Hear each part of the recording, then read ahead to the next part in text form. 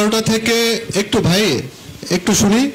সকাল 11টা থেকে আলোচনা করলাম 2টা পর্যন্ত, প্রায় 3 ঘন্টা আলোচনা। পুরো হাউস অনেক আলোচনা করলো। আলোচনার এক পর্যায়ে গিয়ে সালাউদ্দিন ভাইয়ের কাছে গিয়ে আলোচনাটা আটকে গেল।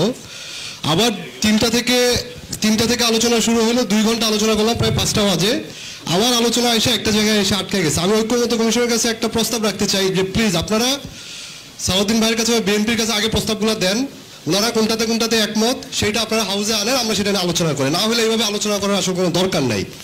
সালাউদ্দিন ভাইয়ের একটা কথা থেকে, ভাই আমার ডিপার্টমেন্টের বড় ভাই, সেই হিসেবে বলছি, আইন তো আমরা একটু পড়ছি। ওই যে আপনার কি বলে উচ্চকক্ষে উনি কিন্তু একটা জিনিস বলে ফেলছেন যে সংবিধান সংশোধনের ক্ষমতা যদি থাকে উনি ওই পিআরে রাজি না।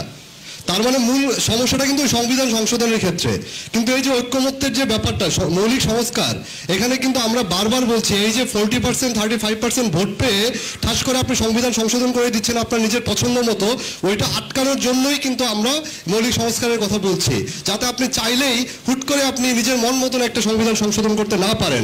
সেইটার জন্য উচ্চকক্ষের ধারণা। আর উচ্চকক্ষে যদি আমার সেই নিম্নকক্ষেরই একটা রেপ্লিকা হয়, সেই উচ্চকক্ষের আসলে আমার প্রয়োজনটা কি?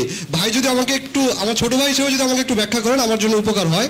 নিম্নকক্ষে আমি যত পার্সেন্ট, আমি উচ্চকক্ষ তত পার্সেন্ট। এটা দিয়ে আসলে আমার রাষ্ট্রের ব্যয় বাড়ানো ছাড়া সেই উচ্চকক্ষ দিয়ে আমার আসলে কি ফায়দা হচ্ছে?